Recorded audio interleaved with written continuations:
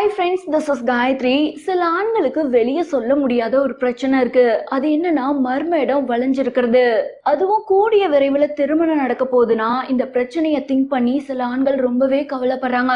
இந்த மாதிரி வளைஞ்சிருக்கிறதால திருமணத்திற்கு பிறகு தாம்பத்தியத்தின் போது மனைவி ஏதாவது கேள்வி கேட்டுவாங்களோ அல்லது திருப்தி அடையாம போயிடுவாங்களோங்கிற குழப்பம். இந்த மாதிரி மர்ம இடம் வளைஞ்சிருந்தா டாக்டர்கள் கொடுக்குற ஃபர்ஸ்ட் தீர்வே ட்ரெஸ் பண்ணும்போது மர்ம இடம் எந்த பக்கமா வளைஞ்சிருக்கோ அதற்கு எதிர்பக்கமா மர்ம இடத்தை ஒதுக்கி வச்சு வேர் பண்ணணும்.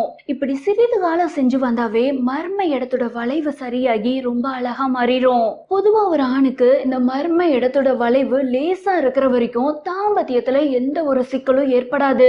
99% ஆண்கள் தங்களோட மர்ம இடம் அப்படியே பர்ஃபெக்டா ஸ்ட்ரைட்டா இருக்கும்னு இமேஜின் பண்ணிக்கிறாங்க. ஆனா அது உண்மை கிடையாதுங்க. இந்த பைப் மாதிரியான பகுதி மேல் நோக்கியோ வலது பக்கமாவோ அல்லது இடது பக்கமாவோ லேசா வளைஞ்சுதான் இருக்கும். இதுல எப்ப பிரச்சனைனா சிலருக்கு ஆங்கில எழுத்து எல் மாதிரியோ அல்லது எஸ் மாதிரியோ வளைஞ்சிருக்கும். இந்த பிரச்சனைக்கு ஆங்கிலத்துல கொடுக்கிற பேரு பைரோனி. இது ஒரு டிசீஸ் தாங்க.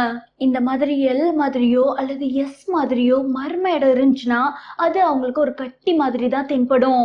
இவங்கெல்லாம் நார்மலா எப்பெல்லாம் உச்சடைறாங்களோ அப்பெல்லாம் மர்ம இடம் சுள்ளுன்னு கடுகடுன்னு இருக்கும். மேலும் இந்த வெடைப்புங்கிற தன்மை முழுமையா வர்றதும் கஷ்டம்தான். இதுவும் ஒரு வகையான குறைபாடு. மர்ம இடம் இந்த மாதிரி வளைஞ்சிருக்கிறதால சில ஆண்கள் திருமணத்தை ரொம்பவே தள்ளி போட்டுட்டு இருக்காங்க அல்லது திருமணத்தையே தவிர்த்துறாங்க. இதெல்லாம் தேவையில்லாத பயங்க.